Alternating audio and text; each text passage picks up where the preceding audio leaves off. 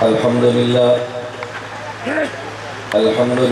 نحمده ونستعينه ونستغفره ونؤمن به ونتوكل عليه ونعوذ بالله من شرور أنفسنا ومن سيئات أعمالنا من يهده الله فلا مضل له ومن يضلل فلا هادي له ونشهد أن لا إله إلا الله وحده لا شريك له ونشهد أن سيدنا ومولانا محمدا عبده ورسوله أما بعد فأعوذ بالله من الشيطان الرجيم بسم الله الرحمن الرحيم وما كان الله ليعذبهم وأنت فيهم اللهم صل على محمد وعلى آل محمد كما صليت على إبراهيم وعلى آل إبراهيم إنك حميد مجيد اللهم بارك على محمد وعلى آل محمد كما باركت على إبراهيم وعلى آل إبراهيم إنك حميد مجيد جا زندگی مدینہ سے جونکے ہوا کے لا جا زندگی مدینہ سے جونکے ہوا کے لا شاہد کے حضور خفا ہیں منا کے لا کچھ ہم بھی اپنا چہرہ باطن سوال لیں ابو بکر سے آئین عشق و وفا کے لا دنیا مسلمہ پہ بہت ہی تنگ ہو گئی فاروق اعظم کے دور کے وہ نقشے اٹھا کے لا جن سے گناہ نے ہمیں محروم کر دیا عثمان کے وہ زاویے شرم و حیا کے لا مغرب کی گلیوں میں مارا مارا نہ پھر اے گدائے علم دروازہ علم سے خیرات جا کے لا معزز علماء کرام میرے نہایت واجب الاحترام بزرگوں مسلک اہل سنت والجماعت احناف دیوبند سے تعلق رکھنے والے نوجوان دوستوں اور بھائیوں میں نے آپ حضرات کی خدمت میں آج کی نشست میں 4 مسائل اختصار مگر دلائل کے ساتھ پیش کرنے ہیں حق جل مجدہ مجھے مسلک دلائل اخلاص کے ساتھ پیش کرنے کی توفیق عطا فرمائے بات سمجھ آئے تو حق جل مجدہ ہمیں ضد اور اناد چھوڑ کر قبول کرنے کی توفیق عطا فرمائے ہمارا 20 نومبر سے لے کے آج 29 نومبر ہے یہ مسلسل ایک طویل ترین جسے اصحاب شکن دورہ کہتے ہیں اگر میں تفصیل بتاؤں گا تو شاید آپ کہیں گے ریاکار ہے اور میں کارگزاری سناؤں گا تو آپ یقین کرنے کے لیے تیار نہیں ہوں گے کہ ہم نے اتنا لمبا سفر چند دنوں میں طے کیے اور دن رات کا سفر اور اگر میں ایک ماہ کی کارگزاری سناؤں گا کہ میں کتنے ملکوں میں آپ کا عقیدہ بیان کر کے آیا ہوں تو اللہ کی قسم شاید آپ کے لیے یقین کرنا مشکل ہوگا ہم نے وہ جگہ جہاں پر آپ تصور نہیں کر سکتے بغیر لگی لٹی کے دیوبند کے مسلک کو بحمد اللہ تعالی دلائل کے ساتھ اور جرت کے ساتھ بیان کیا ہے اور جب تک خدا نے زندہ رکھا اس مسلک کو ہم انشاءاللہ بیان کرتے رہیں گے حضرت مفتی محمد شفیع نور اللہ مرقدہ نے یا ایہا الذین آمنوا من یرتد منکم فسوف یأتی اللہ بقوم کے تحت عجیب بات لکھی ہے اہل علم جانتے ہیں باقی حضرات کو میں دعوت مطالعہ دیتا ہوں کہ گھر جائیں اور معرف القرآن مفتی محمد شفیع نور اللہ مرقدہ کی مطالعہ فرمائیں حضرت تحریر فرماتے ہیں اللہ رب العزت نے فرمایا اگر اہل ایمان دین کو چھوڑ دے تو میں بدلے میں ایسی قوم لاؤں گا وہ قوم خدا سے پیار کرے خدا ان سے محبت کرے وہ خدا سے محبت کریں گے ان کی خوبی ہوگی اہل ایمان پہ نرم ہوں گے اور اہل کفر پہ گرم ہوں گے ان کی خوبی ہوگی اللہ کے راستے میں جہاد کریں گے اگلا جملہ ان کا ایک وصف ہی ہوگا وَلَا يَخَافُونَ فِي اللَّهِ لَوْمَةَ لَائِمٍ، وہ کسی کی پرواہ نہیں کریں گے۔ یہ میری اور آپ کی بات نہیں ہے، مفتی اعظم پاکستان عجیب بات فرماتے ہیں اللہ کے راستے میں جہاد کرنا غیروں سے آسان ہے اور اپنوں کی ملامت برداشت کرنا مشکل ہے، اس لیے اللہ نے وَلَا يَخَافُونَ مستقل فرمایا ہے۔ آپ معرف القرآن دیکھیں، حضرت فرماتے ہیں آدمی جیل کاٹتا ہے، عقیدہ نہیں چھوڑتا، عزا کٹواتا ہے، پیچھے نہیں ہٹتا، جام شہادت نوش کرتا ہے، پیچھے نہیں ہٹتا، لیکن اپنوں کے تانے اس کو بیٹھنے کے مجبور کرتے ہیں۔ یہ بڑا مشکل کام ہے۔ میں ملامت کی پرواہ نہیں کرتا، بغیر تکلف تصنع کی یہ بات کہتا ہوں، جن کو مجھ سے عقیدت ہے وہ خوش ہوں گے، جو میرے آنے پہ خوش نہیں ہیں پریشان پہلے ہیں، تھوڑے سے اور ہوں گے، پہلے تیسرا گیئر تھا پانچواں لگ جائے گا۔ میری صحت پہ فرق بحمداللہ تعالیٰ وہ قطعاً نہیں ہے۔ میں نے 10 سال اگر غیروں سے جہاد کیا ہے تو ہمارا 8واں سال اپنوں کی ملامت میں گزرا ہے۔ نہ غیروں کے ساتھ لڑنے نے ہمیں روکا ہے، نہ اپنوں کی ملامت نے ہمیں روکا ہے۔ جتنا بڑا انسان کا کام ہو اتنا بڑا انسان کا دل چاہیے۔ گیدڑوں کے دل سے شیروں کا شکار انسان کبھی نہیں کر سکتا۔ دیوبند کی جنگ چھوٹے دلوں کے ساتھ کبھی آدمی لڑ نہیں سکتا، اور یہ بات میڈیا پر میں ریکارڈ کراتے ہوئے فخر سے یہ بات کہتا ہوں، دنیا کا کوئی دیوبندی میرے بارے میں ثابت نہیں کر سکتا میرے کھلی مجلس میں یا نجی مجلس میں دیوبند مسلک کے کسی عالم یا کسی جماعت کے خلاف زہر اگلا ہو۔ کوئی بندہ آپ سے کہہ دے مولانا فلاں جماعت کے بارے میں فلاں فرد کے بارے میں کہتے ہیں، آپ آنکھیں بند کر کے کہہ دینا یہ جھوٹ ہے، اسے کہنا ثبوت پیش کرو، ثبوت تو میں پیش نہیں کر سکتا۔ میرے دامن میں ہزاروں گناہ ہوں گے، اپنوں کے خلاف بکنے کا گناہ بحمداللہ نہیں ہے، اپنوں سے حسد کا جرم یہ ہمارے نامہ اعمال میں نہیں ہے۔ شیخ اسمعی کہتے ہیں میں نے ایک بزرگ سے ملاقات کی، 120 سال اس کی عمر تھی۔ میں نے ان سے پوچھا 120 سال عمر اور اتنی اچھی صحت، کبھی مجھے لوگ کہتے ہیں مولانا 8 گھنٹے کا یومیہ سفر، آپ حیران ہوں گے۔ میں نے اپنے ڈرائیور سے ایک دن کہا یہ جو میری 8 سالہ اس مسلک کی خدمت میں یہ 12ویں گاڑی ہے، اس 12ویں گاڑی کا مجھے سفر تو بتاؤ کتنا بنتا ہے۔ اس نے اس گاڑی کا سفر بتایا تو اوسطاً 300 کلومیٹر یومیہ بنتا ہے، اوسطاً 300 کلومیٹر یہ یومیہ بنتا ہے۔ اس میں ہمارے بیرون ملکوں کے سفر نہیں ہیں، اندرون ملک جہازوں کے سفر شامل نہیں ہے، آپ تصور کر سکتے ہیں۔ لیکن بحمداللہ تعالی ہم نے تسلسل سے کام کیا ہے، جس کا نتیجہ یہ نکلا ہے، آپ فخر سے یہ بات کہہ سکتے ہیں دنیا کا کوئی ملک آپ کو ایسا نہیں ملے گا کہ جس ملک میں اب دیوبند کی آواز نہ گونجتی ہو۔ میں ایک بات کہہ دوں، باتیں تو کئی ہیں، میں عام چھوٹی موٹی بات نہیں کرتا۔ اپریل ملاقات میری مکہ مکرمہ میں مفتی ابوالقاسم نعمانی دارالعلوم دیوبند کے محتمم صاحب دامت برکاتہم ہوئی۔ حضرت جیب سے موبائل نکالا، مجھے فرمانے کہ مولانا آپ سے میری عقیدت آپ دیکھیں، دیوبند کے طلبہ کو چھوڑیں، میں یومیہ واٹس ایپ پہ ایک آپ کا بیان سنتا ہوں، یومیہ۔ میرا موبائل لے کے آپ کی کتابوں سے میرا موبائل بھرا پڑا ہے، دیکھ لو۔ یہ بات میں اس لیے کہہ رہا ہوں اگر کبھی کو خسر میرے بارے میں سنے، یہ اس بات کی علامت ہے کہ میں کام کرتا ہوں۔ جو کام نہ کرے اس کے خلاف کوئی نہیں بولتا، کام کرنے والوں کے خلاف لوگ بولتے ہیں۔ اور ایک بات میں اللہ کا جتنا شکر ادا کروں کم ہے، مشرق سے مغرب، شمال سے جنوب، چھوٹے سے بڑا، جاہل سے عالم، مرد ہو یا عورت، تمہیں دنیا میں اہل حق کا ایک فرد ایسا نہیں ملے گا جو یہ کہے کہ مولانا الیاس گھمن کا فلاں مسئلہ ٹھیک نہیں ہے، فلاں عقیدہ ٹھیک نہیں ہے، فلاں دلیل ٹھیک نہیں ہے۔ میرے عقیدے اور دلیل کے خلاف کبھی اہل حق کا تمہیں جملہ نہیں ملے گا۔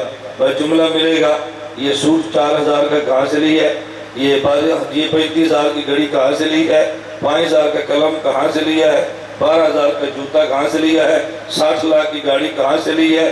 اللہ کا بندہ خدا تمہیں کیسے سمجھائے جب آدمی رب کے لیے سب کچھ لگا دے، خدا وہ کچھ دیتا ہے جو بندے کے تصور میں نہیں۔ یہ بات تمہیں کون سمجھائے؟ میری مجبوری ہے کہ میں اپنے سٹیٹس کو ختم نہیں کر سکتا آپ حضرات کی باتوں کی وجہ سے۔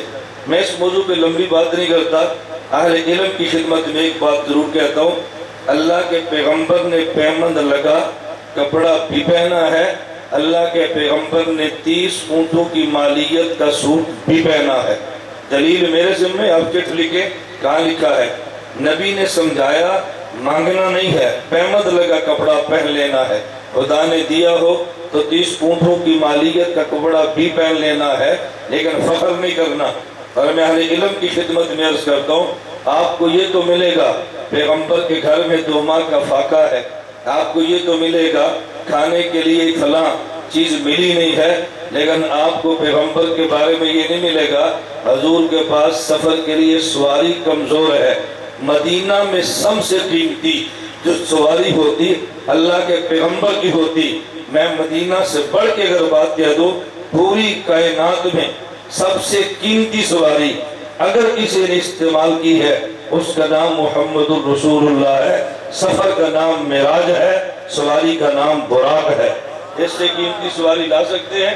اگر عالم کی گاڑی اچھی ہو تو تجھے خوش ہونا چاہیے کہ ماشاءاللہ ہمارے عالم کی گاڑی دیکھو، ہمارے مولانا کا سفر دیکھو۔ عجیب بات یہ ہے، دشمن کے پاس آ جائے تو برداشت نہیں ہوتا، اپنوں کے پاس آ جائے گاڑی کہاں سے آئی ہے، فلاں کہاں سے آئی ہے۔ اور اللہ کا شکر یہ میں چھپاتا نہیں، آپ مجھ سے پوچھو گاڑی کس نے دی ہے، میں نام لے کر بتاتا ہوں فلاں نے دی ہے۔ یہ کلاشن لائسنس بنا کے کس نے دی ہے، میں نام لے کر بتاؤں گا فلاں نے دی ہے۔ اور ایک بات کہ آپ کو اتنا تعجب ہوگا، آپ یقین نہیں کرو گے، ہر بندہ کہتا ہے تبلیغی جماعت والے مسلک کا کام نہیں کرتے۔ مجھے جس شخص نے گاڑی گفٹ کی ہے یہ رائے بن مدرسے کا فاضل مولوی ہے، جس نے 8 کلاشن کوفے لائسنس اور پرمن بنا کے مجھے دی ہے، یہ تبلیغی جماعت والا ہے۔ میری گاڑی کے کالے شیشے یہ پرمن جس نے بنوا کے دیا ہے، سالانہ چلے والا تبلیغی آدمی ہے۔ جب کسی کو نام چاہیے مولوی صاحبان پوچھے، میں فون نمبر بھی دے دوں گا، آپ جائیں جا کر مل لیں۔ آپ کو دیتے تو مجھے کیا تکلیف؟ مجھے اکثر یہ میرے ساتھی کہتے ہیں استاد جی آپ بھی بہت سادے ہیں، اپنے معامل بھی بتا دیتے ہیں۔ میں نے کہا پھر کیا ہوگا، توڑ دیں گے؟ میں نے کہا توڑ دیں، خدا نے دنیا میں ایک معامل نہیں رکھا، ایک ٹوٹے گا خدا 100 دے گا۔ یہ کوئی مالدار دماغ سے نکال دے، اس کا پیسہ ہم تک نہ پہنچا تو دین کا کام کیسے ہوگا؟ ہمارے ادارے کا 8 لاکھ خرچ ماہانہ ہے، خدا دے رہا ہے۔ ہمارا 2 لاکھ خرچ ماہانہ ہے، خدا دے رہا ہے۔ ہماری یومیہ کے سفر ہیں، خدا دے رہا ہے۔ پورے ملک میں نہیں، دنیا میں تم ایک ماسبان بتا نہیں سکتے کہ مولانا الیاس گمن نے تاریخ دی ہے اور پھر پیسے مانگے ہیں، اتنا کرایہ دو گے تو میں آؤں گا۔ اگر کوئی تمہیں کہہ دے کہا ہے تو آپ سمجھنا وہ جھوٹ بولتا ہے۔ میں نے آج تک کسی سے کھانے کا تقاضا نہیں کیا، آج تک کسی سے کرائے کا تقاضا نہیں کیا، اور کوئی تمہیں بندہ یہ نہیں بتائے گا کہ مولانا نے تاریخ دی ہے اور لیٹ آئے ہیں۔ کسی جلسے پر آج تک میں تاخیر سے نہیں پہنچا۔ یہ 1-1 بجے تک جاگنا آپ اندازہ نہیں کر سکتے کتنا مشکل ہے۔ 24 گھنٹے میں 2 گھنٹے جاگو پھر بیان، 1 گھنٹہ سو پھر بیان، آدھے گھنٹے کا وقفہ پھر بیان، دن میں 3 جلسے، پنجاب سے سندھ، پنجاب سے بلوچستان، پنجاب سے کشمیر اور پنجاب سے خیبر پختونخوا۔ آپ اندازہ نہیں کر سکتے۔ ابھی ڈاکٹر خالد سمرو نبر اللہ مرکزہ ہوگی شہادت کی خبر آپ نے سنی ہے۔ جمعیت کے بارے میں لوگوں کا جو ذہن ہے آپ سمجھتے ہیں، ڈاکٹر صاحب دنیا سے چلے گئے، ابھی چند دن قبل میں ان کا میزبان تھا۔ ابھی میری گاڑی میں آپ دیکھیں میں گھر نہیں پہنچا، آپ گاڑی کھولیں، خالد سمرو کے ہدیے جو مجھے دیے ابھی تک میری گاڑی میں موجود ہے، ابھی تک موجود ہے، ہو کر آیا۔ اب میں یہاں پہنچوں، میں نے بڑی کوشش کی ہے، فلائٹ بھی ملی، میں چلا جاتا جلسہ چھوڑ کے، ملی نہیں ہے۔ اگر میں ڈائیو پہ جاتا جنازے میں پہنچ نہیں سکتا تھا۔ اب کل 10 بجے ہمارے وزیر مملکت سرودے کے، میں نام لے کر گیا، وہ نون لیگ کے ہیں، منتیں حضرت ہم سے ناراض ہیں، ہم ملنا چاہتے ہیں۔ کیوں؟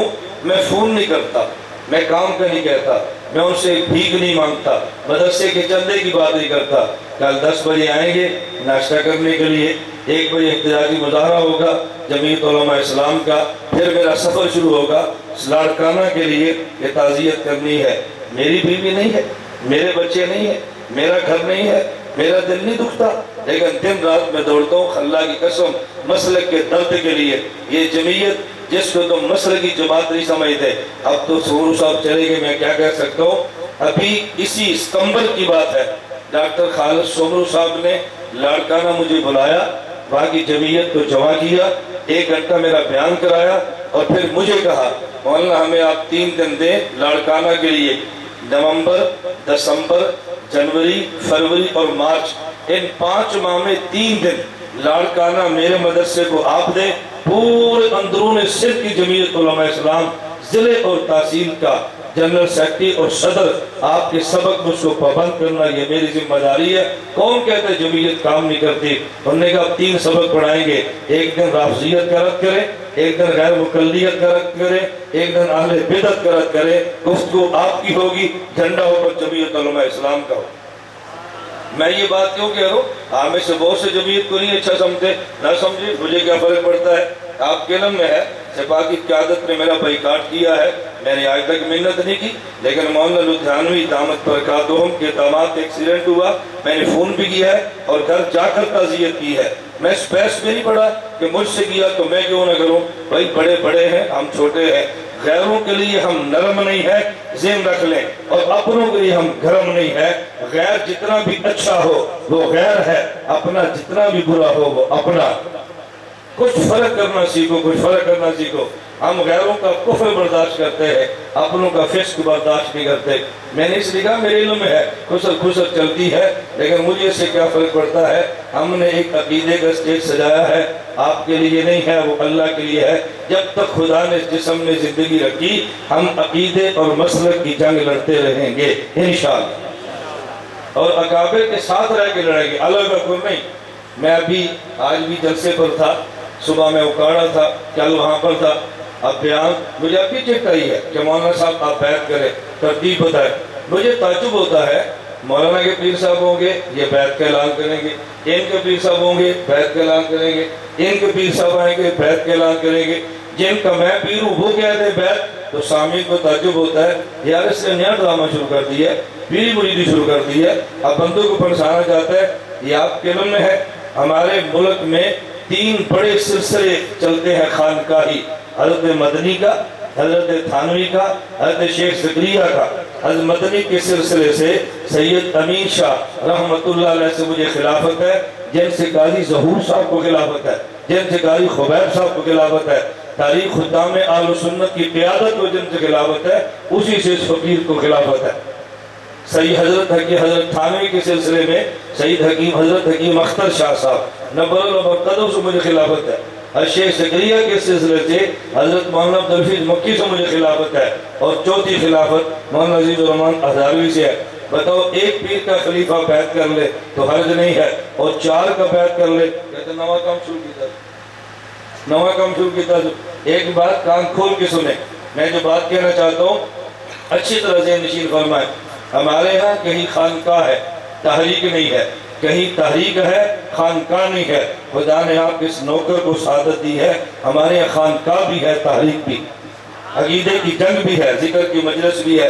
اب میں اپنی کارگزاری سنوں تو عجیب لگتا ہے، میں صبح اگر میں جاؤں دیکھوں کیا وقت ہو جائے گا، آپ دیکھیں ٹائم کیا ہو گیا، میں جب سرگودا پڑھوں کیا وقت ہوگا، لیکن فجر کے بعد ہماری یاسین کی مجلس بھی ہونی ہے، مجلس ذکر بھی ہونی ہے، اشراق تک ہماری تلاوت چلنی ہے، اس کے بعد پھر میرے معمولات شروع ہونے ہیں۔ اب آپ قبول کیوں نہیں کریں گے؟ ابھی میں جوان ہوں، بوڑھا نہیں ہوں۔ آپ کو تعجب ہوگا، میں سر میں تھا، مجھے ایک بندہ کہنے لگا مولانا صاحب یہ بال کالے کرنا کیسے ہے؟ میں نے کہا تو مسئلہ نہیں پوچھ رہا تو مجھ پہ اعتراض کر رہا ہے، پتر مجھ پہ یہ تو نے کیوں کی ہے؟ میں نہیں سمجھ تو کیا پوچھنا چاہتا ہے۔ میں نے کہا بوڑھا آدمی ہو اور جوان ہونے کی کوشش کرے تو ٹھیک نہیں ہے، اور جوانی میں بوڑھا ہونے لگاؤ جوانی واپس آ جائے، اس میں کوئی حرج نہیں ہے۔ یہ بوڑھے لوگ جوان ہونے کی کوشش نہ کریں، اور بوڑھوں پر مشقت کی وجہ سے جوانوں پر مشقت کی وجہ سے بڑھاپے کے سارے تو چھپائیں، یہ جائز ہے، یہ قرآن نہیں ہے۔ اسے تغییر لخلق اللہ نہیں کہتے۔ اللہ کا شکر ہے ہم نے تفقہ میں ایک کام کیا ہے، اور آپ حیران ہوں گے، میں درجہ ثالثہ میں تھا تو مفتی رشید احمد رحمۃ اللہ علیہ نے مجھے تخصص فی افتاء کی تیاری کرائی ہے، کنز والے سال۔ نہ یقین آئے تو مفتی عبدالرحیم صاحب زندہ ہیں، ذرا ان سے پوچھ کر بتائیں۔ یہ تو میں نے ابتدائی میں 2-4 باتیں کہہ دی ہیں کارگزاری کے طور پہ، اللہ ہمیں بات سمجھنے کی توفیق عطا فرمائے۔ یہ رسالہ پتر بعد میں تقسیم کرنا ہے، بیٹھ جاؤ۔ میں اب ذرا اپنے مسائل پہ چلتا ہوں کیونکہ وقت کم ہے اور میں نے 4 مسائل بیان کرنے ہیں۔ میں نے آپ سے وعدہ کیا دلائل سے بیان کروں گا لیکن مختصر بیان کروں گا، مجھے آپ سے زیادہ جلدی ہے، میرا بھی جی چاہتا ہے کہ ہم سفر شروع کریں۔ 4 مسئلے ذہن نشین رکھنا۔ وَمَا كَانَ اللَّهُ لِيُعَذِّبَهُمْ وَأَنْتَ فِيهِمْ، مسئلہ نمبر 1، اب توجہ رکھیں تاکہ بات شروع کریں۔ نمبر 1، اللہ رب العزت کے پیغمبر نے مشرکین مکہ کو توحید کی دعوت دی ہے تو مشرکین مکہ اس قدر ضد اور عناد پہ اترے کہ انہوں نے چیلنج کیا مخلوق کو نہیں خالق کو۔ مباہلہ یک طرفہ ہے، 2 طرفہ نہیں، انوکھا مباہلہ۔ انہوں نے کہا اللہم ان کان ھذا ھو الحق فامطر علینا حجارۃ من السماء او ائتنا بعذاب علیم۔ اے اللہ اگر دین محمد برحق ہے اور ہم باطل والے ہیں، آسمان سے پتھر برسا دے، ہمیں ہلاک فرما دے، صفحہ ہستی سے مٹا دے۔ انہوں نے یہ کیا لیکن خدا نے ان کو ہلاک نہیں کیا، آسمان سے عذاب نہیں بھیجا، پتھر نہیں برسائے۔ مشرکین مکہ سینہ تان کے چل سکتے تھے، ہم حق والے ہیں اگر باطل والے ہیں خدا سے کہو پتھر برسا دے۔ ان پہ کرم یہ کیا انہیں ہلاک نہیں کیا، اور ہم پہ کرم یہ کیا انہیں ہلاک نہ کرنے کی دلیل دی ہے۔ اگر خدا دلیل نہ دیتے مسلمان کیا جواب دیتا؟ مشرک کے سامنے اس کی گردن جھک جاتی شرم کی وجہ سے۔ خدا نے ان پہ کرم کیا، مستحق کے ہلاک ہونے کے باوجود ہلاک نہیں کیا، ہم پہ کرم یہ کیا انہیں ہلاک نہ کرنے کی دلیل دی ہے۔ درمیان میں اصول یاد رکھ لیں، اللہ نے قرآن کریم میں اعلان فرمایا هو الذی ارسل رسولہ بالہدی ودین الحق لیظہرہ علی الدین کلہ۔ خدا نے پیغمبر کو بھیج کے اس دین کو تمام ادیان پہ غالب کرنا ہے، لیکن غلبے کی 2 صورتیں ہیں، ایک غلبہ برہانی ہے، ایک غلبہ عملی ہے۔ حضور کے دور میں دین حق کو غلبہ دلیل برہان کا ملا ہے، حضرت عیسیٰ کے دور میں غلبہ ملے گا، وہ غلبہ عملی ہوگا۔ غلبہ دلیل کا ہو چکا ہے، غلبہ عملی باقی ہے۔ اس کے حضرت عیسیٰ علیہ السلام نے حضور کا امتی بن کے آنا ہے، خدا نے دلیل دی ہے تاکہ مشرک سینہ تان کے نہ چلے۔ دلیل پہ توجہ، پھر میں مسئلہ سمجھاؤں گا۔ وَمَا كَانَ اللَّهُ لِيُعَذِّبَهُمْ وَأَنْتَ فِيهِمْ، میرے پیغمبر یہ مستحق کے عذاب ہیں، یہ مستحق کے ہلاکت ہیں، میں نے ہلاک کیوں نہیں کیا؟ وَأَنْتَ فِيهِمْ، اس لیے کہ ان میں آپ کی ذات موجود ہے، آپ کی ذات اتنی مقدس مبارک ہے، آپ کے ہوتے ہوئے میں مشرک کو بھی عذاب نہیں دے سکتا۔ انہیں عذاب نہ دینے کی وجہ آپ کی ذات ہے، عذاب میں رکاوٹ آپ کا وجود اثر ہے۔ اس سے ایک مسئلہ سمجھ آیا، دیکھو عذاب آنا چاہیے کیوں نہیں آیا؟ رکاوٹ بن گئی، میرے پیغمبر کی ذات ہے، اسے ہمارے لفظوں میں کہتے ہیں وسیلہ۔ توسل کا مسئلہ چلا ہے کہ میرے پیغمبر کی ذات وسیلہ بنی ہے مشرکین پر عذاب نہ آنے میں۔ ایک شخص مجھے کہنے لگا دیوبند والے پیغمبر کی ذات کا وسیلہ مانتے ہیں، ہم تو عمل کا وسیلہ مانتے ہیں۔ میں نے کہا عمل کا وسیلہ جائز ہے؟ مجھے کہنے لگا جی ہاں۔ میں نے کہا دلیل پیش کرو۔ کہتا ہے صحیح بخاری حدیث الغار موجود ہے، 3 آدمی سفر پہ جا رہے تھے، راستے میں غار میں گئے، طوفان آیا، چٹان گری، غار کا دانا اور وہ بند ہو گیا۔ یہ دھکا دے، چٹان پیچھے ہٹتی نہیں، باہر کوئی ان کی چٹان ہٹانے والا نہیں۔ ان تینوں نے کہا اپنے نیک عمل کا وسیلہ دے کے خدا سے دعا مانگو۔ ایک بندہ کہنے لگا اللہ تیرے علم میں ہے، میں اللہ تیرے علم میں ہے فلاں غریب آدمی میرے پاس مزدوری کرتا، وہ چلا گیا، مزدوری کے پیسے نہیں لے سکا، میں نے اس کے پیسوں سے بکری خریدی، ریوڑ میں شامل کر دی، بڑھتے ہوئے ایک ریوڑ اس کا بھی بنا۔ کچھ عرصے بعد آیا، مجھے مزدوری کے پیسے دے دو۔ میں نے کہا یہ ریوڑ تیرا ہے۔ اس نے کہا مذاق نہ کرو، کہ میرے تھوڑے سے پیسے دو۔ میں نے کہا یہ ریوڑ تیرا ہے۔ میں نے وہ سارا ریوڑ اسے دے دیا۔ اے اللہ اگر یہ کام تیری بارگاہ میں قبول ہے، اس عمل کا وسیلہ چٹان ہٹا دے۔ ہٹ گئی، مگر اتنی نہیں کہ باہر نکلے۔ دوسرا کہنے لگا اللہ تیرے علم میں ہے میں بکریاں چرایا کرتا، شام کو بکریوں کا دودھ پہلے اپنی والدہ کو پلاتا، اس کے بعد میں اولاد کو دیتا۔ ایک رات آیا، میری امی سو گئی، میں رات بھر ان کے سرانے دودھ کا پیالہ لے کے کھڑا رہا۔ اولاد کو میں نے دودھ نہیں دیا، وہ مانگتے رہے، میں نے نہیں دیا۔ پہلے حق میری ماں کا ہے، پھر حق تمہارا ہے۔ آخری شب میں ماں کی آنکھ کھلی، میں نے پہلے دودھ اپنی والدہ کو پلایا، پھر اولاد کو دیا۔ اگر تیری بارگاہ میں عمل قبول ہے خدایا اس عمل کا واسطہ چٹان ہٹا دے۔ ہٹ گئی، مگر ابھی کچھ باقی ہے۔ تیسرا کہنے لگا اللہ تیرے علم میں ہے میں چچا کی بیٹی پہ فریفتہ تھا، میرا دل کرتا ناجائز خواہش پوری کرو۔ ایک دن اس اللہ کی بندی نے مجھے کہا مجھے اتنے پیسے دو، تمہاری خواہش پوری کر دیتی ہو۔ میں نے پیسے دے دیے، خواہش کے لیے بیٹھ گیا۔ مجھے وہ کہنے لگی میری مجبوری یہ ہے، میرے گھر فاقہ فقر ہے، میرے بیٹے بھوک میں ہیں، میں نے عزت بیچنے کا فیصلہ کیا۔ خدا سے ڈر جا، خدا سے ڈر جا، میری مجبوری کی وجہ سے کچھ حیا کر لے۔ اللہ آپ کے خوف سے میں پیچھے ہٹ گیا۔ اگر یہ ہٹ جانا آپ کی بارگاہ میں قبول ہے، آپ کی ذات کے لیے تھا، چٹان ہٹا دے۔ یہ دعا مانگی، چٹان ہٹ گئی اور وہ تینوں باہر آگئے۔ میں نے کہا آپ ثابت کرنا چاہتے ہیں، عمل کا وسیلہ دیا، چٹان ہٹی ہے؟ کہتے جی ہاں۔ میں نے کہا چٹان کس چیز کی ہے؟ کہتے پتھر کی۔ میں نے کہا ان کے عمل کی وجہ سے پتھر کی چٹان ہٹی ہے، یہ کہاں لکھا؟ کہا جی بخاری میں۔ میں نے کہا وہ قرآن ہے؟ کہتے نہیں، وہ نبی کا فرمان ہے۔ میں نے کہا میں پڑھنے لگا جو خدا کا قرآن ہے، وَمَا كَانَ اللَّهُ لِيُعَذِّبَهُمْ وَأَنْتَ فِيهِمْ، نبی کے فرمان سے پتا چلا کہ ان سے پتھر کی چٹان ہٹی ہے، ان کے اعمال کی وجہ سے۔ قرآن سے پتا چلا ان مشرکین پر پتھروں کا عذاب ڈلا ہے، پیغمبر کی ذات کی وجہ سے عمل کا وسیلہ مانتے ہیں، وہ نبی کے فرمان میں ہے، نبی کی ذات کا وسیلہ مانتے ہیں، وہ خدا کے قرآن میں ہے۔ قرآن پہلے ہے، فرمان بعد میں ہے، ذات پیغمبر پہلے ہے، عمل پیغمبر بعد میں ہے۔ دیوبند والے قرآن بھی مانتے ہیں، نبی کا فرمان بھی مانتے ہیں، پہلے وسیلہ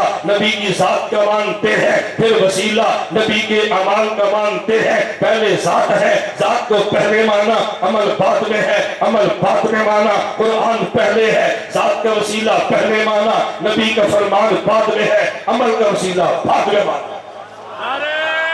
میں نے کہا ہم قرآن کا وسیلہ بھی مانتے ہیں، ہم عمل کا وسیلہ بھی مانتے ہیں۔ دیوبند والے قرآن بھی مانتے ہیں، پیغمبر کا فرمان بھی مانتے ہیں۔ ہم سے بات کرو، دلیل غلط ہے تو پھر بات کرو۔ ہم نے عمل کا وسیلہ بھی مانا، فرمان پیغمبر میں ہے۔ ہم نے ذات کا وسیلہ بھی مانا، یہ قرآن پیغمبر میں ہے۔ ہم نے قرآن بھی مانا ہے، ہم نے پیغمبر کا فرمان بھی مانا ہے۔ اور اگلی بات بھئی عمل تو ذات سے نکلنا ہے، ذات نکال دے، عمل ہے ہی نہیں۔ میرے جملوں پہ غور کرنا، عمل ذات سے نکلتا ہے، ذات ہٹا دے، عمل ہے ہی نہیں۔ تو پتا چلا عمل کا وسیلہ بھی پیغمبر کی ذات ہے، عمل کا وسیلہ بھی پیغمبر کی ذات ہے۔ ہم یہ بھی مانتے اور وہ بھی مانتے۔ میں نے کہا میں اختصار سے چل دوں۔ نمبر 2 مسئلہ وَمَا كَانَ اللَّهُ لِيُعَذِّبَهُمْ وَأَنْتَ فِيهِمْ، اسے ایک بات سمجھے، اللہ فرماتے ہیں میں نے انہیں ہلاک اس لیے نہیں کیا میرے پیغمبر بچائیے ہے، بجائے ان میں آپ کی ذات موجود ہے۔ مفتی محمد شفیع رحمت اللہ علیہ نے اس آیت کے بعد معرف القرآن میں لکھا ہے کہ جب اللہ نے انہیں ہلاک نہ کیا وجہ پیغمبر کی ذات ہے، تو جب حضور مکہ سے مدینہ چلے گئے اب تو ان میں نہیں ہے، ہلاک کر دینا چاہیے، اب تو نبی ان میں نہیں ہے، اب ہلاک کیوں نہیں کیا؟ کوئی کہہ سکتا ہے انت فیہم کا معنی یہ ہے کہ جب تک آپ انسانوں میں ہیں، ابھی حضور ہیں تو انسانوں میں ہلاک اس لیے نہیں کیا، میں اپنے لفظوں میں بات سمجھا رہا ہوں، پھر آپ کہہ سکتے ہیں نبی فرشتے عرش پہ چلے گئے ہیں، اب تو انسانوں میں بھی نہیں ہے، انہیں ہلاک کر دینا چاہیے۔ لیکن کوئی بندہ کہہ سکتا ہے عرش پہ چلے گئے لیکن ہے تو دنیاوی وجود کے ساتھ، نبی موت سے پہلے دنیا میں، تو جب تک دنیا میں رہیں گے خدا انہیں ہلاک نہیں کرے گا۔ تو پھر وقت آیا حضور نے دنیا کو چھوڑا، قبر برزخ میں تشریف لے گئے، اب تو ہلاک کر دینا چاہیے، اب تو دنیا میں بھی نہیں ہے۔ مفتی محمد شفیع رحمت اللہ علیہ لکھتے ہیں اب ہلاک کیوں نہیں کیا؟ ضابطۂ خدا بندی یہ ہے، ادھر دیکھنا یہ نبی کا دائرہ نبوت ہے، نبی کو جس ایریے کے لیے بھیجا نبی اس دائرے میں ہے، نبی کی مجرم قوم بھی اس دائرے میں ہے۔ جب تک نبی اپنے دائرہ نبوت میں زندہ ہو اللہ نبی کی قوم کو ہلاک نہیں کرتے، جب ہلاک کرنا ہو خدا نبی کو اس دائرہ نبوت سے باہر نکال دیتے ہیں۔ حضرت نوح علیہ السلام کی قوم کو ہلاک کب کیا ہے؟ جب انہیں یہاں سے نکالا جودی پہاڑ پہ لے گئے ہیں۔ حضرت شعیب کی قوم اور ان کا دائرہ نبوت یہ مدین ہے، ہلاک کیا، حضرت شعیب کو مدین سے نکالا لے گئے ہیں، ان پہ عذاب آیا۔ حضرت لوط کا دائرہ نبوت یہ بستی صدوم ہے، جب انہیں ہلاک کرنا تھا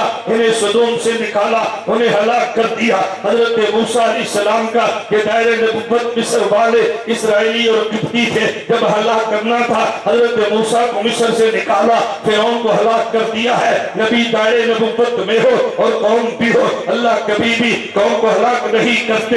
میرے محمد کی قوم کو خدا نے ہلاک کیوں نہیں کیا؟ پتہ یہ چلا میرے نبی کی قوم کو خدا ہلاک تب کریں گے جب حضور کا جو دائرہ نبوت جو ہاتھ سے نکال لیں گے۔ حضور مکہ میں تھے تب بھی انت فیہم ہے، مدینہ میں تھے تب بھی انت فیہم ہے، حضور فرش پہ تھے تب بھی انت فیہم ہے، عرش پہ تھے تب بھی انت فیہم ہے، اس جہان میں تھے تب بھی انت فیہم ہے، جہان بدل گیا تب بھی انت فیہم ہے۔ وجہ یہ ہے میرے پیغمبر کا دائرہ نبوت یہ مکہ بھی ہے، دائرہ نبوت مدینہ بھی ہے، دائرہ نبوت فرش بھی ہے، دائرہ نبوت عرش بھی ہے، دائرہ نبوت یہ جہان بھی ہے، دائرہ نبوت وہ جہان بھی ہے۔ جب مکہ میں ہے تب بھی دائرہ نبوت میں ہے، جب فرش میں ہے تب بھی دائرہ نبوت میں ہے، جب عرش میں ہے تب بھی دائرہ نبوت میں ہے، اس جہان میں ہے تب بھی دائرہ نبوت میں ہے، اس جہان میں ہے تب بھی دائرہ نبوت میں ہے۔ فأنت فیہم جب نبی دائرہ نبوت سے نکلیں گے قوم پہ عذاب آئے گا۔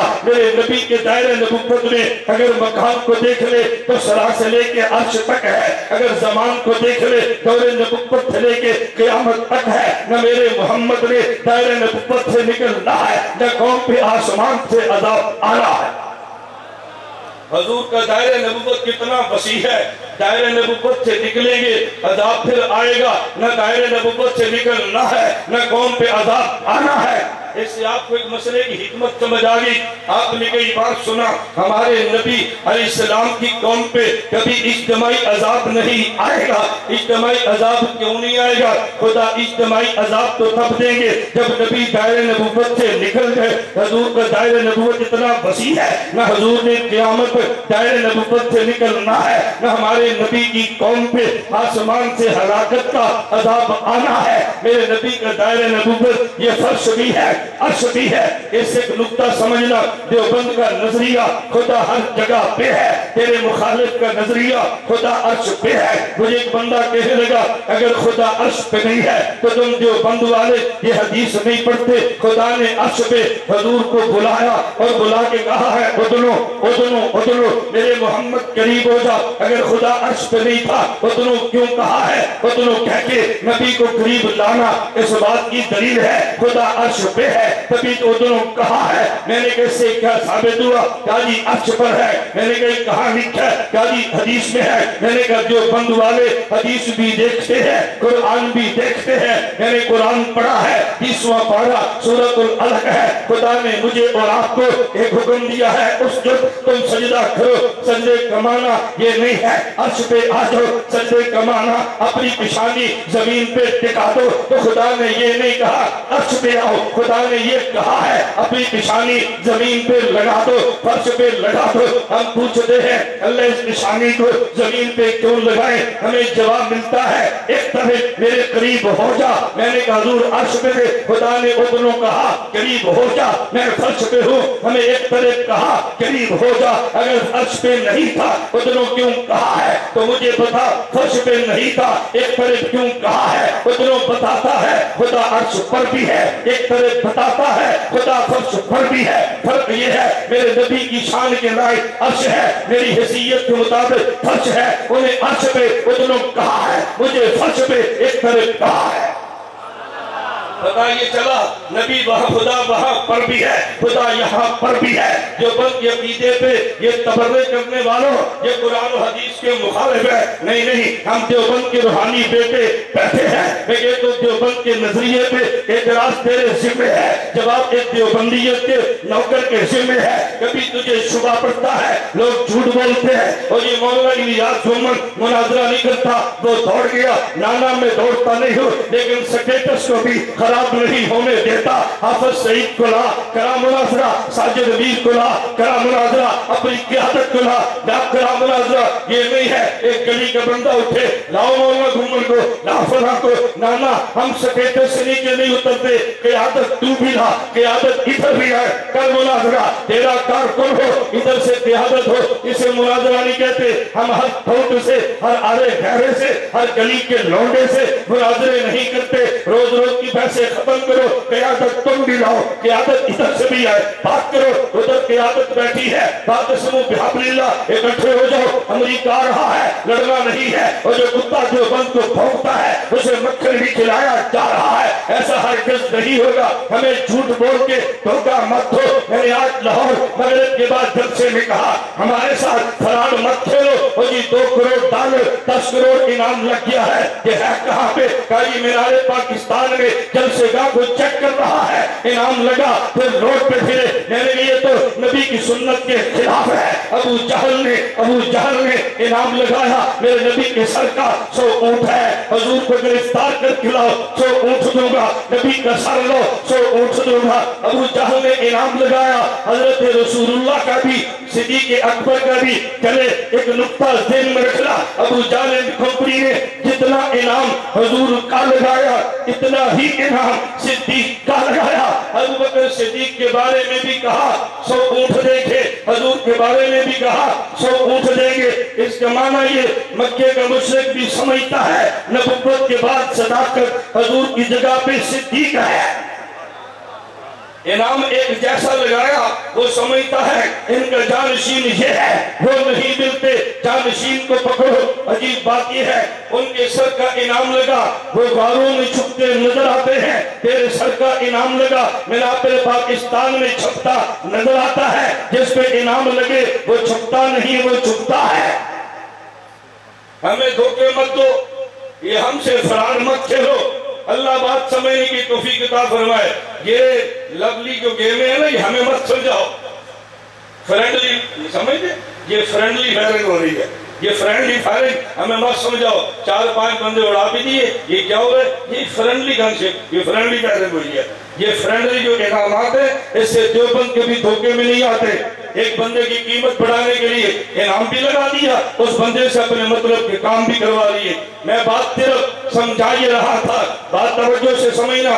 میں نے دوسرا مسئلہ بتایا، میرے پیغمبر کا دائرہ نبوت کتنا وسیع ہے۔ اگر آپ کا ذوق ہو تو اس سے امام اعظم ابو حنیفہ رحمت اللہ علیہ کا تمہیں فتویٰ بھی سمجھ آنا چاہیے۔ ایک شخص مجھے کہہ رہا ہے امام ابو حنیفہ نے فرمایا جو نبوت کا دعویٰ کرے، جو اس سے دلیل مانگے وہ کافر ہو گیا۔ کیا جی دلیل مانگنے سے کہہ لے کافر؟ ایک بندہ جھوٹا ہے، نبوت کا غلط دعویٰ کرتا ہے، کوئی اسے کہتے اگر تم نبی ہو تو دلیل دو۔ امام ابو حنیفہ فرماتے ہیں دعوی نبوت کرنے والے سے دلیل مانگنے والا بھی کافر ہے۔ کہا جی دلیل مانگنے والا کافر کیسے؟ میں نے کہا وجہ یہ ہے میرے امام نے بات سمجھائی، پہلے سمجھی پھر سمجھائی ہے۔ میرے نبی کا دائرہ نبوت اتنا وسیع ہے، اس میں نبی کے آنے کا امکان ہی نہیں ہے۔ دلیل مانگنا اس بات کی دلیل ہے یہ نبی کے آنے کا قائل ہے، تبھی تو دلیل مانگی ہے۔ کفر کا معنی یہ نہیں نے نبی کو مان لے، نے نبی کے آنے کا امکان کا ذہن رکھنا، یہ بھی کفر ہے۔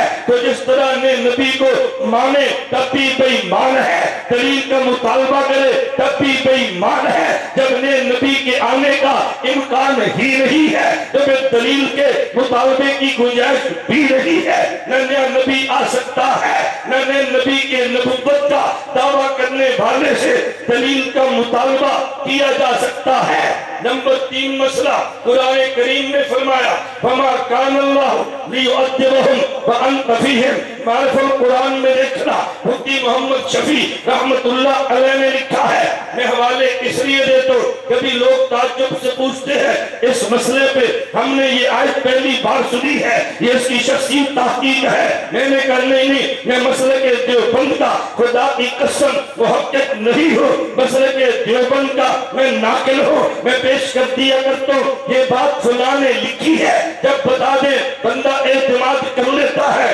कुछ दिन कबल मेरे पास एक तबलीगी जमात आई, गुजर रहे थे, रुके, अब डाले पर पूरी जमात बैठी है। मुझे बड़ा ताज्जुब, ये डाले पर जमात ये कब से सिस्टम शुरू हुआ है? उन्होंने कहा कि हमारी जमात निकली थी, कोई कोयटा का है, कोई फलां जिले का है, फलां जिले का है। हमारा चिल्ला पूरा हो गया, हम गुजर रहे थे तो हम आपके पास आए हैं मिलने के लिए।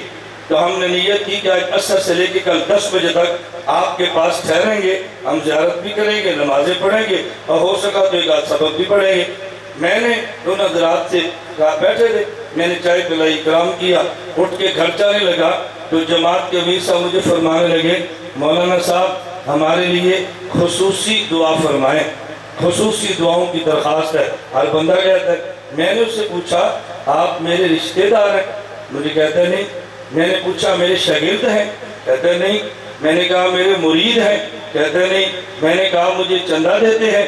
मुझे कहते नहीं। तो मैंने कहा खुसूसी दुआ किस वजह से करो, कोई मुझे वजह बताए ना। खुसूसी दुआ करें ये बात तो समझ आती है, खुसूसी दुआ इसकी क्या वजह हो सकती है? भाई खुसूसी ताल्लुक कायम करो फिर खुसूसी दुआ कराते हैं। मैंने महसूस किया कि अमीर साहब को जमात के चेहरे पे हल्की सी नाराजगी है, यार ये लालची मौलवी है, बगैर कुछ दिए खुसूसी दुआ भी नहीं करता। इनके चेहरे पे नाराजगी असर आ गया है। मैंने उनकी गुजारिश की ये मेरा सबक नहीं है, ये सैयदुत ताइफा हाजी इमदादुल्लाह मुहाजिर मक्की साहब का है। हज़रत थारी फरमाते हैं हाजी इमदादुल्लाह मुहाजिर मक्की साहब से किसी ने कहा खुसूसी दुआ फरमाए, फरमाया हमारे मुरीद हो? कहा जी नहीं। हमें पैसे देते हो? कहा जी नहीं। हमारे रिश्तेदार हो? कहा जी नहीं। फरमाया भी खुसूसी दुआ के लिए खुसूसी ताल्लुक होता है, उमूमी ताल्लुक से उमूमी दुआ होती है, खुसूसी ताल्लुक से खुसूसी दुआ होती है। अब मैंने हज़रत का हवाला दिया, अब हमको बात समझ आ गई। पहले वो समझे इसकी बात है तो उन्होंने कहा कैसी बात करता है, ये बात गलत तो नहीं है ना। अब अभी आपको पता चले भाई मोटर पे एक्सीडेंट हुआ, एक बंदा फौत हो गया, आपने कहना इन्ना लिल्लाहि व इन्ना इलैहि राजिऊन, चलो जी तकलीफ शुरू रखो। और अगर ये पता चला एक्सीडेंट हुआ और आपके भाई की टांग टूट गई है तो फिर अब कैफियत बदल गई है ना। क्यों? आम मुसाफिर से वो ताल्लुक नहीं था जो आपका भाई से ताल्लुक है। आम मुसाफिर के मरने पर भी आप नहीं कहोगे मौलाना साहब दुआ कराओ, दुआ कर दो। और भाई की टांग भी टूट गई ना तो आपने बयान के बाद पीछे दौड़ रहे हैं, मौलाना मेरी मुलाकात करो। मौलाना लाहौरी पूछे क्यों? जी मैं दुआ करानी पर आधी रात टूट गई है। आप देखो दौड़ रहे हैं ना। खसूसी ताल्लुक में खसूसी दुआएं होती है। मैं हवाले क्यों देता हूँ? ताकि आपके ज़हन में हो मैं मसले के देवबंद का नाकिल हो, मसले के देवबंद का मुहक्किक नहीं हूँ। तीसरा मसला समझना, फमा कान अल्लाह लियुअद्दिबहुम व अंत फीहिम। मुफ्ती मोहम्मद शफी रहमतुल्लाह अलैह इस आयत के तहत तहरीर फरमाते हैं, फरमाया इससे एक मसला समझ आया। जब हजूर का दायरा नबूवत इतना वसी है, मक्का के नबी, मदीना के नबी, फर्श के नबी, अर्श के नबी, इस जहान के नबी, उस जहान के नबी, तो नबी अपने दायरे नबूवत में मुर्दा नहीं होता, नबी अपने दायरे नबूवत में जिंदा होता है। ऐसा कभी नहीं होता नबी अपने दायरे नबूवत में भी हो और जिनका नबी भी हो उनमें मुर्दा भी हो। पता ये चला अल्लाह के नबी का अगर ये दायरे नबूवत है तो हुजूर इसी दायरे नबूवत में जिंदा भी है। फर्क ये है कभी मक्का में जिंदा, कभी मदीना में जिंदा, कभी फर्श पे जिंदा, कभी अर्श पे जिंदा, कभी यहाँ जिंदा आज वहां जिंदा। पहले यहाँ जिंदा आज वहां जिंदा।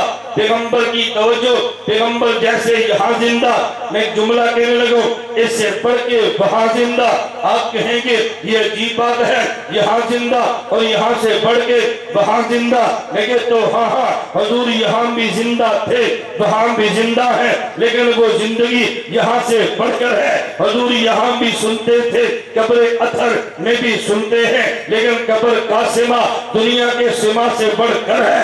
آپ کہیں گے یہ کیسے؟ میں دونوں پہ دلیل دینے لگوں، میری عادت یہ ہے لیکن جملہ بغیر دلیل کے کبھی نہیں کہتا۔ آج ممکن ہے میری بات کو آپ کسی دیوانے کی بھیڑ کہہ لیں۔ ابھی چند دن قبل میں جامع حیدریہ خیرپور میرس میں تھا، یہ 24 کی بات ہے، مولانا حیدری کے بھائی مولانا ثناء اللہ، مولانا علی شیر وہاں موجود تھے۔ میں نے ان کی موجودگی میں کہا میں آج آپ کو بھی کہتا ہوں، میں قسم اٹھا کے کہوں میں حانس نہیں ہوں، میں نے پہلے آپ سے کہا میں بغیر تکلف کے اپنی باتیں کہتا ہوں، مجھے اس سے الجھن نہیں ہے۔ تم کیا کہو گے؟ علامہ علی شیر حیدری حجت اللہ فی الارض نقر اللہ مرکزہ مجھے بند کمرے میں خدا کی قسم فرماتے جملے سوچ سوچ کے کہنا اور اس نیت سے کہنا کہ 100 سال بعد تیرے جملوں نے حجت بن جانا ہے، اس نیت سے کہنا۔ میں نے اس دن سے زبان سنبھال لی ہے، کبھی علمی دلائل میں بغیر دلیل کے مسئلہ پیش نہیں کرتا، بغیر حوالے کے گفتگو نہیں کرتا، تاکہ آنے والی نسلوں پہ یہ الزام نہ لگے دلیل کہاں ہے، حوالہ کدھر ہے، یہ بات کیسے کہہ دی ہے۔ ایسا کبھی تمہیں شکوہ نہیں ملے گا۔ میں دلیل دینے لگا پیغمبر کی قبر کی حیات دنیا کی حیات سے بڑھ کر ہے، تو کہے گا دلیل لیکن تو نے پڑھی ہے مگر توجہ نہیں کی۔ پارہ نمبر 30 سورۃ الضحیٰ میں ہے، اللہ فرماتے ہیں وَلَلْآخِرَةُ خَيْرٌ لَكَ مِنَ الْأُولَىٰ۔ میرے پیغمبر ایک تیری حالت بعد کی ہے، ایک پہلی ہے، ہم نے ضابطہ تیرے لیے تجویز کر دیا ہے، تیری ہر بعد والی حالت پہلی والی حالت سے خیرن یہ بہتر ہے۔ پتہ یہ چلا پیغمبر کی دنیا کی حیات یہ حالت اولا ہے، پیغمبر کی قبر کی حیات یہ حالت اخرى ہے، اور حالت اخرى اولا سے بڑھ کر ہے۔ پتہ یہ چلا پیغمبر کی قبر کی حیات دنیا کی حیات سے بڑھ کر ہے۔ تو کہے گا یہ کہاں پر ہے؟ نبی کا قبر بالا سما دنیا کے سما سے بڑھ کر ہے، لیکن تو ہاں حدیث میں موجود ہے۔ حدیث کدھر ہے؟ اللہ کے نبی صحابی کے گھر گئے ہیں، اللہ کے نبی تشریف لے کے آپ نے باہر سے کہا السلام علیکم ورحمت اللہ، صحابی نے اندر سے جواب دیا، لیکن آہستہ حضور نے پھر فرمایا السلام علیکم، اس نے جواب دیا لیکن آہستہ، حضور سنے نہیں ہے، پھر سلام کیا، اس نے جواب دیا وعلیکم السلام، لیکن آہستہ، حضور نے سنا نہیں ہے۔ اب واپس پلٹنے لگے کہ شاید گھر میں مرد نہیں ہے، وہ نکل کے دروازے سے باہر آگے، فرمایا تم گھر میں تھے؟ کہا جی میں گھر پہ تھا۔ سلام کا جواب کیوں نہیں دیا؟ کہا جی دیا ہے۔ کہا جی دیا ہے کیسے؟ کہا جی آہستہ آہستہ کیوں؟ صحابی عرض کرنے لگے اللہ کے نبی آپ کا سلام میرے لیے دعا ہے، میرا دل کرتا تھا میں جواب آہستہ دوں، آپ نہ سنیں، پھر سلام کہہ کے دعا دے دیں، جواب آہستہ دوں، آپ نہ سنیں، پھر سلام کہہ کے دعا دے دیں۔ میں نے 3 بار آپ کی دعا لینے کے لیے جواب آہستہ دیا۔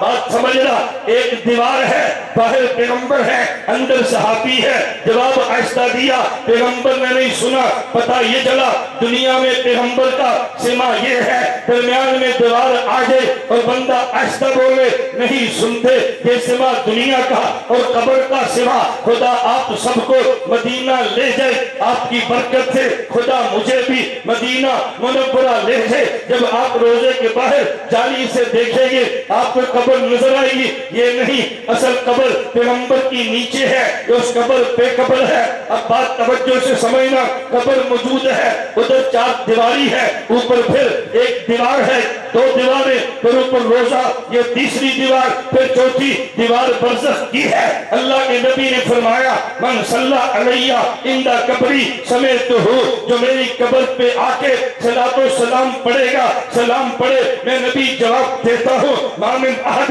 یسلم علیہ ما من احد یسلم علی، جو بھی مجھے سلام کرتا ہے الا رد اللہ علی روحی، خدا میری روح کو لٹا دے، فارد علیہ السلام، میں جواب دیتا ہوں۔ اب دنیا کا سما اتنا ہے، دیوار آ گئی، اسلام آہستہ، پیغمبر نے نہیں سنا، ادھر ایک دیوار خیر ہے، ادھر 4 دیواریں، ایک دیوار نیچے قبر کی، ایک دیوار اوپر ہے، ایک دیوار روزے کی اور ایک دیوار برزخ کی ہے، پھر بھی کوئی آہستہ صلاۃ پڑھے، نبی سن لیتے ہیں۔ ادھر ایک دیوار رکاوٹ ہے، ادھر 4 بھی رکاوٹ نہیں ہے، ادھر آہستہ رکاوٹ ہے، ادھر آہستہ رکاوٹ نہیں ہے، تو پھر مان لے پیغمبر کا قبر کا سما دنیا کے سما سے اعلیٰ ہے۔ اب یہ کیوں ہے؟ یہ عقلی دلیل ہے۔ یہ کیوں ہے؟ میرا موضوع سما اور حیات نہیں ہے، واللہ میں عقلیات سے آپ کی خدمت میں پیش کرتا، یہ سما بڑھ کیوں جاتا ہے، قوت آگے کیوں بڑھ جاتی ہے، اس کی وجہ کیا ہے؟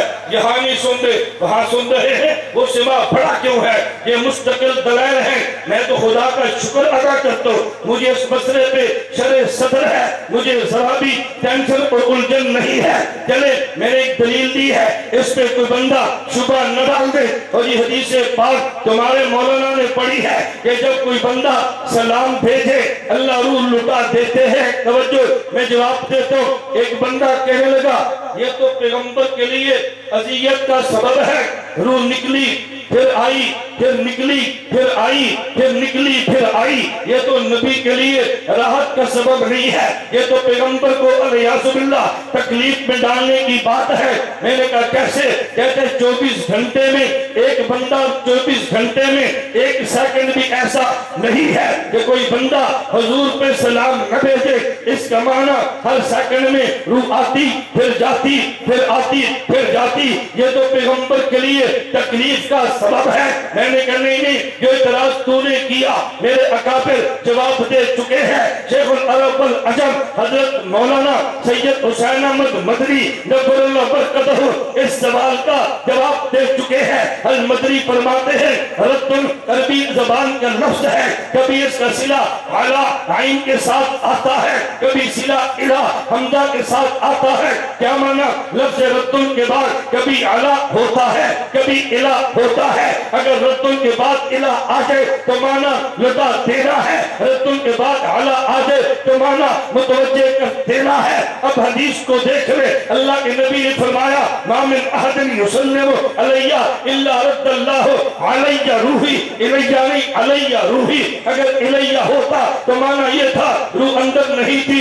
لٹائی ہے، یہاں علیہ ہے الیہ نہیں ہے، معنی یہ کہ روح تو پہلے سے بھی اندر یا تعلق میں تھی، روح لٹائی نہیں ہے، روح کو متوجہ کیا ہے۔ لٹانا اور ہے، توجہ اور ہے، لٹانا اور ہے، توجہ اور ہے۔ میں تو صرف اشارے کروں۔ نمبر 3 مسئلہ، حضور یہاں بھی زندہ تھے، حضور وہاں بھی زندہ ہے۔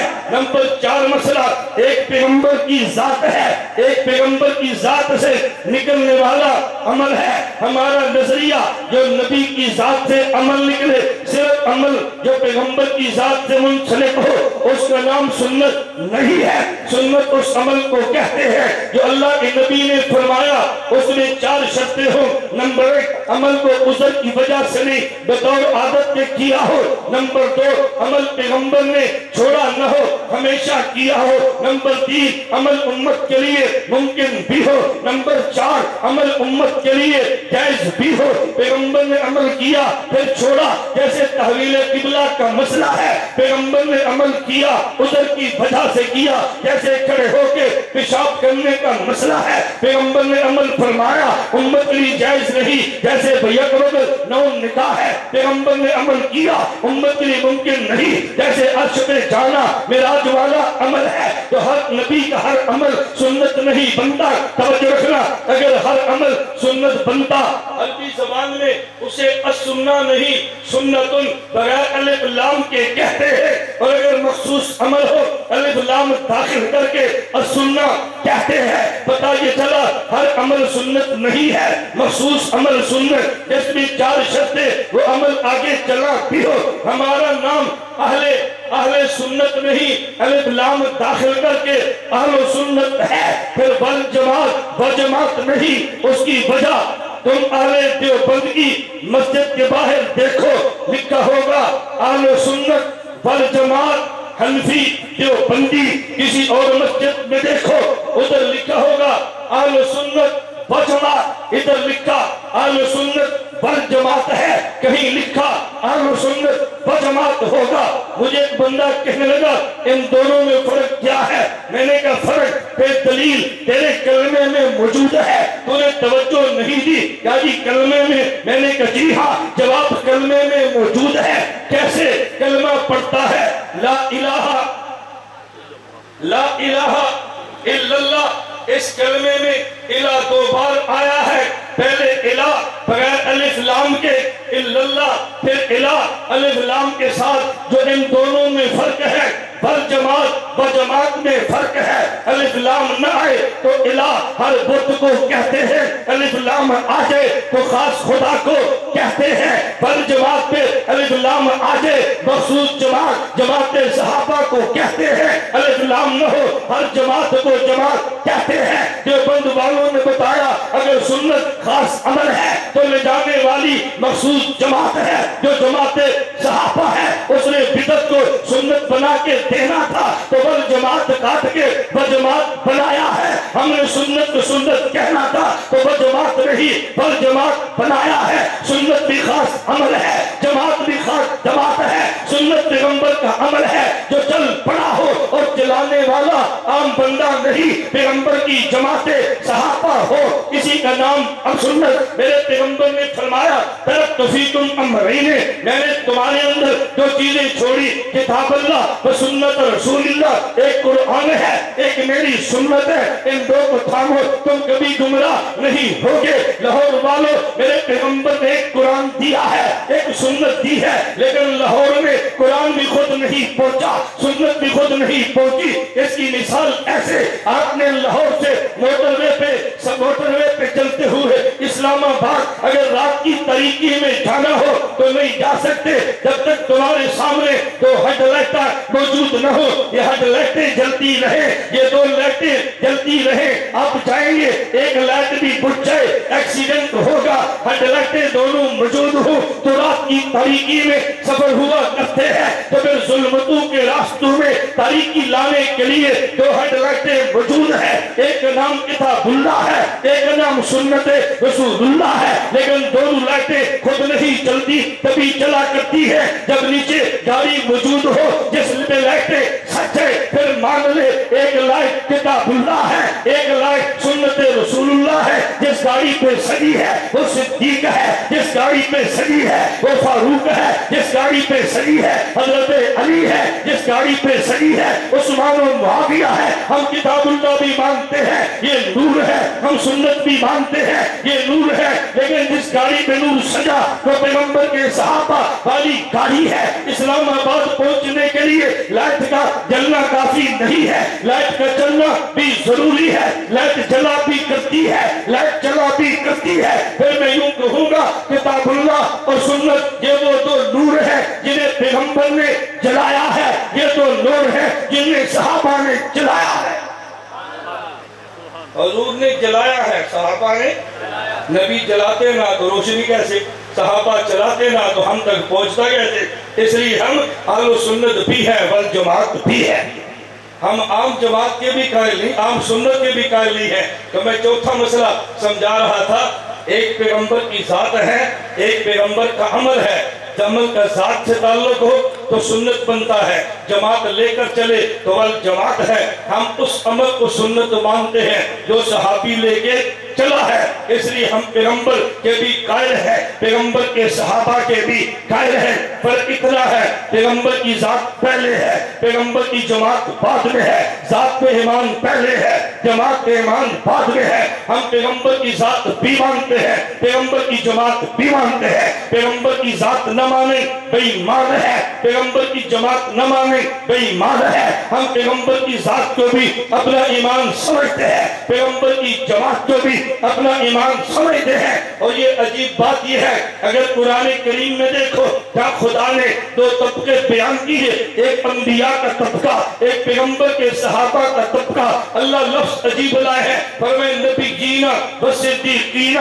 आगे दो तबके जिक्र किए, शुहदा सालिहीन के तर्ज बदल गया है, बस शुहदा व सालिहीना नबीयीना सिद्दीकीना जमा का वजन एक तरह है, अशुहदा व सालिहीना जमा का वजन बदल गया, बजाय अशुहदा और सालिहीन की तादाद एक जितनी नहीं है, वजन बदल गया। अंबिया और सहाबा की तादाद एक जितनी है, मगर वजन नहीं बदला, जितने अंबिया है उतने हमारे आखिरी नबी के सहाबा है। अंबिया को देखो तो 1.25 लाख है, सहाबा किराम को देखो तो 1.25 लाख है, वो भी 1,24,000 है, ये भी 1,24,000 है। बजाय खुदा ने मेरे पैगंबर को ये इजाज़त दिया है, नबी नुमाइंदे खुदा है, सहाबी नुमाइंदे मुस्तफा है, मेरा मोहम्मद ये इजाज़त दे रहा है, जितने नुमाइंदे मेरे हैं इतने नुमाइंदे तेरे, जितने नुमाइंदे मेरे हैं इतने नुमाइंदे तेरे हैं। मेरे पैगंबर तुझ पे नुमाइंदगी मेरी खत्म है, इन पे नुमाइंदगी तेरी खत्म है।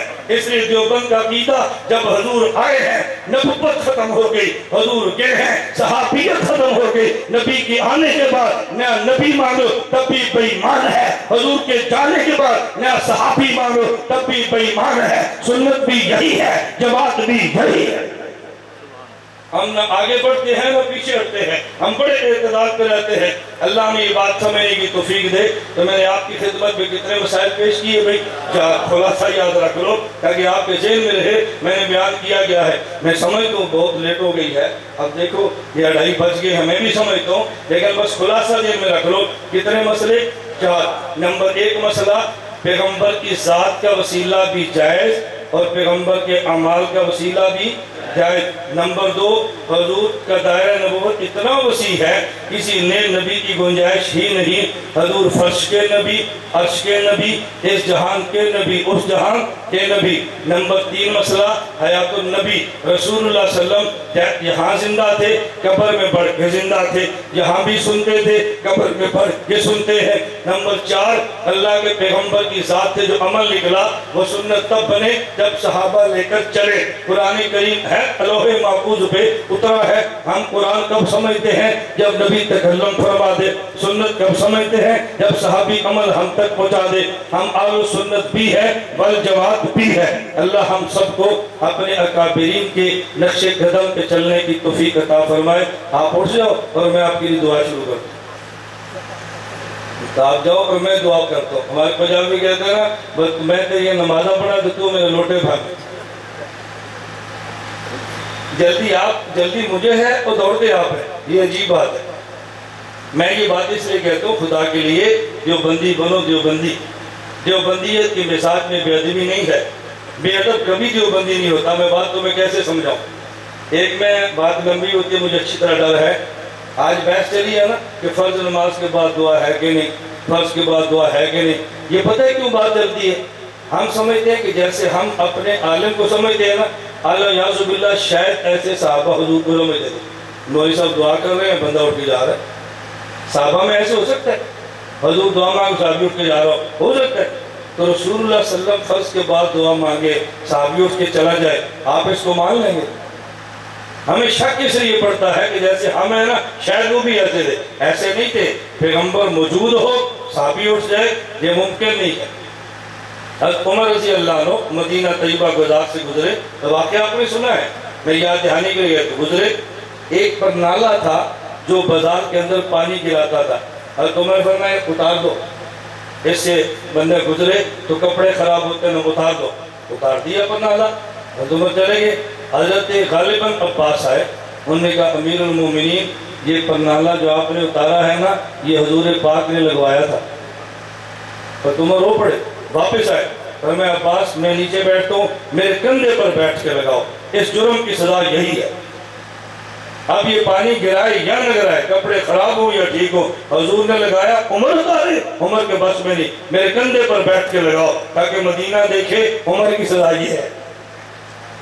ये उमर का जुर्म न करार देना, यह तो उमर की अपनी हिदायत थी ना। वो इतनी बात भी बर्दाश्त नहीं करते, हुजूर दुआ मांगे साहबी चले जाए, ये कैसे हो सकता है बताओ?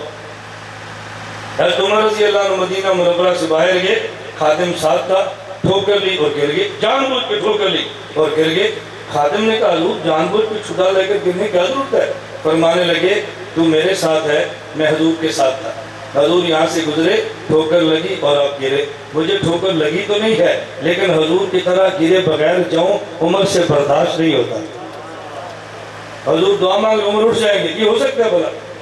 میں نے اس لیے کہا کہ بے ادبی چھوڑو، ہمارے عموماً جلسوں کا مرض ہے، بیان ہو جاتا ہے، خطیب گرجتا ہے، آپ نعرے مارتے ہیں، خطیب اڑ جاتا ہے، بوڑھا سا بزرگ آتا ہے، آپ دعا نہیں مانگ کے دوڑ جاتے ہیں۔ خدا کے بندو، میں تو چلو آپ کی طرح ہوں، لیکن جب اسٹیج پہ بزرگ ہو، کو ولی ہو، کو بڑا ہو، ان کا حیا کیا کرو، ان کو چھوڑ کے دوڑا نہ کرو، یہ گھر سے متاثر نہ ہوا کرو، اعتدال سے دین کا کام کرو۔ تبلیغ جماعت کی کئی خوبیاں ہیں، اور میری خوبی یہ ہے وہاں گھر گرج کا اعتبار نہیں ہے، خطیب کون ہے اعتبار نہیں ہے، بس دین کی بات ہو رہی ہے، بیٹھو، حاجی صاحب کریں تو ٹھیک ہے، مولانا صاحب کریں تو ٹھیک ہے، مولانا احسان کریں تو ٹھیک ہے، یہ نہیں کہ کس مولوی کا بیان ہے، بس ہمارا آدمی ہے، ٹھیک ہے سنو بیان، اپنا تھوڑا سا نا مزاج ٹھیک کرو۔ بس میں نے کہا چٹ دی ہے بیعت کی، اب تو میں نہیں کرتا انشاءاللہ، پھر صحیح، وقت کم ہے، اللہ نے توفیق عطا فرمائے، پھر کسی مجلس میں جائی۔ ہمارے ہر انگریزی ماہ کی پہلی جمعرات سرگودا میں خانقاہ بھی ہے، بیعت بھی ہوتی ہے، میں سے ذکر بھی ہوتی ہے۔ یہ بات میں اس لیے عرض کرتا ہوں، ایسے تھوڑا سا ذہن صاف کرنے کی کوشش کرو۔ مولانا غلام اللہ خان صاحب کا کیا عقیدہ تھا رحمۃ اللہ علیہ، اللہ ان کی قبر کو منور فرمائے۔ مولانا غلام اللہ خان صاحب رحمۃ اللہ علیہ عقیدہ حیات النبی کے قائل تھے۔ حضرت قاری طیب رحمۃ اللہ علیہ تشریف لائے، دستخط کرا دیے، مولانا نے کر دی، یہ بات ختم ہو گئی۔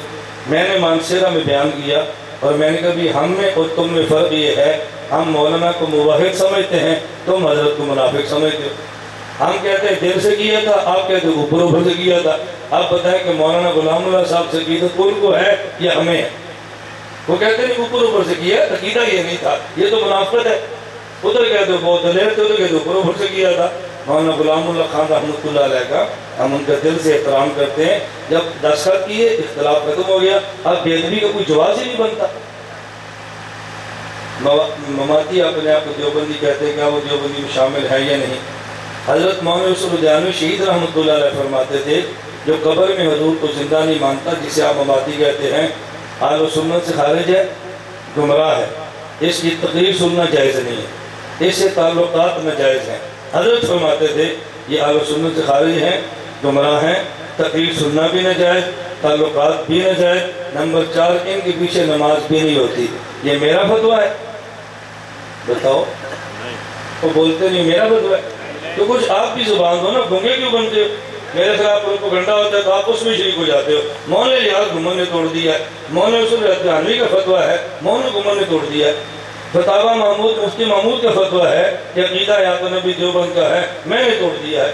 تسکین الصدور جمعیت علماء اسلام نے لکھوائی ہے، مولانا الیاس گھمن نے توڑ دیا ہے۔ حیات النبی کے پہلا مناظرہ مولانا محمد علی جلندری عالم مجلس تحفظ ختم البود سکر میں طے کیا ہے، مولانا الیاس گھمن نے توڑ دیا ہے۔ میرے کھاتے خام کا ڈالتے ہیں۔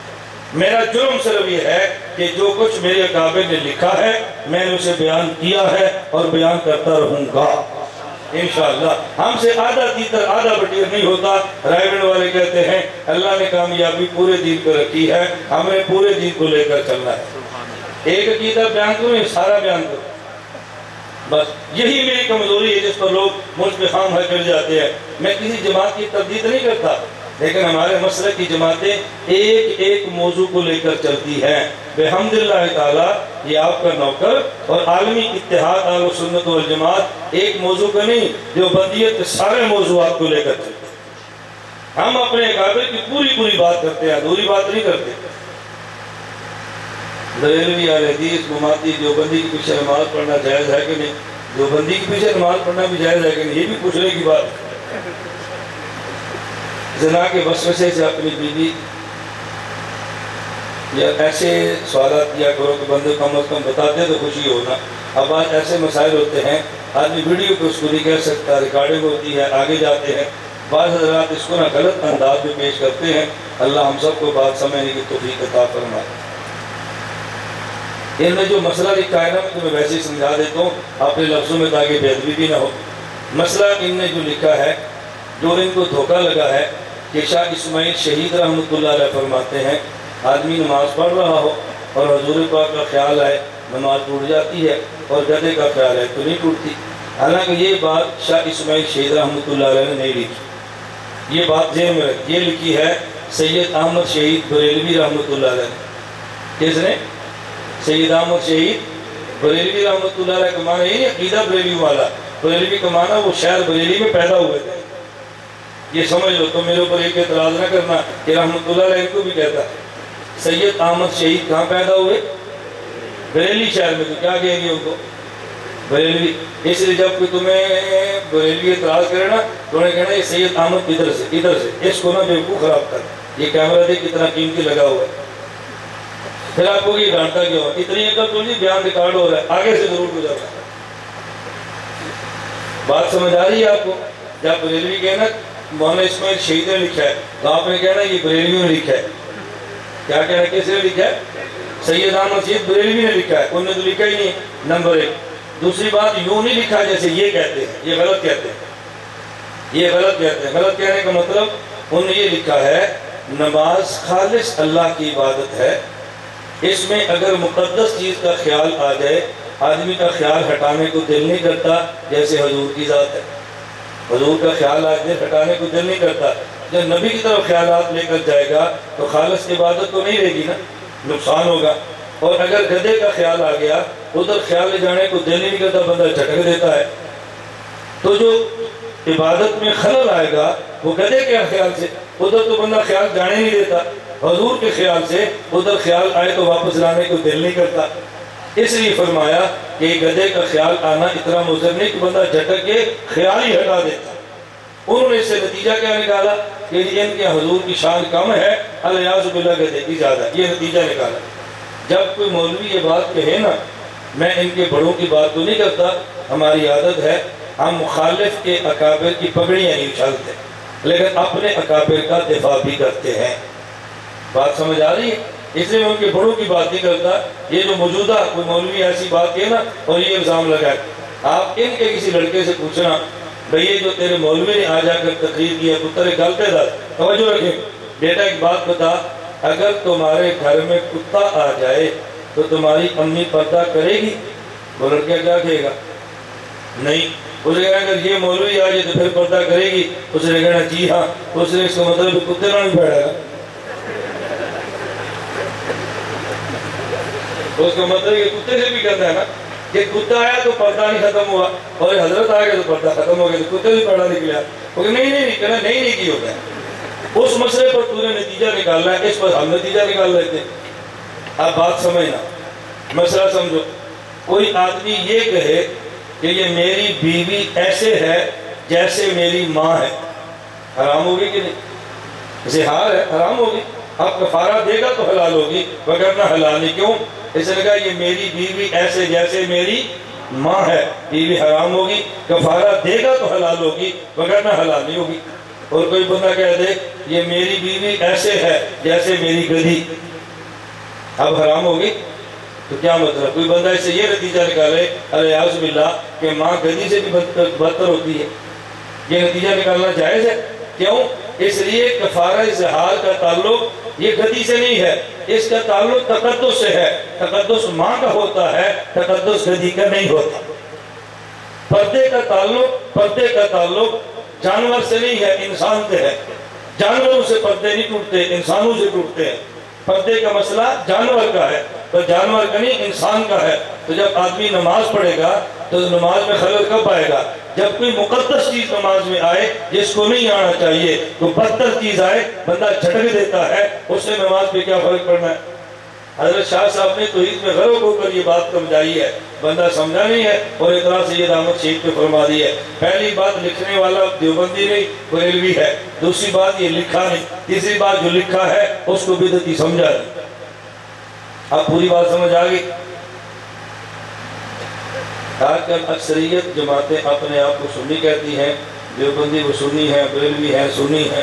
بھئی کہنے سے کچھ نہیں ہوتا، عقیدے سے ہوتا ہے. میرا عقیدہ سنت کا ہے میں سنی ہوں، میرا عقیدہ سنت کا نہیں ہے تو میں سنی نہیں ہوں. مسئلہ عقیدے کا ہے.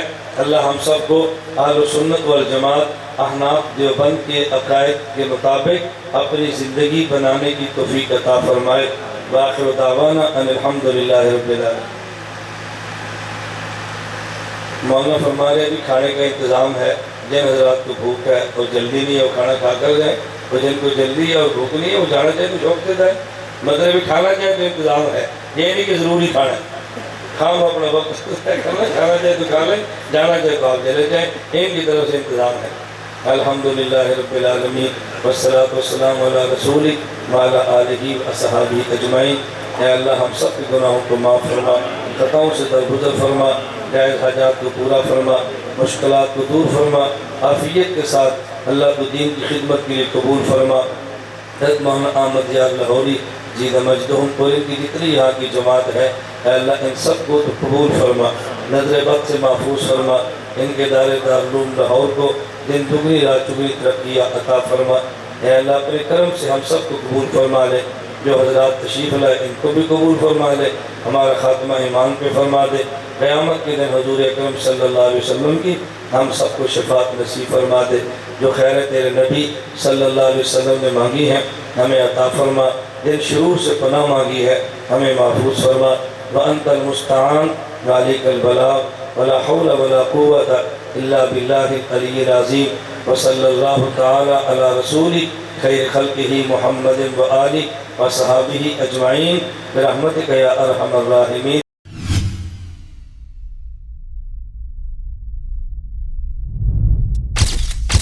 Message TV. This is your channel. This is your channel.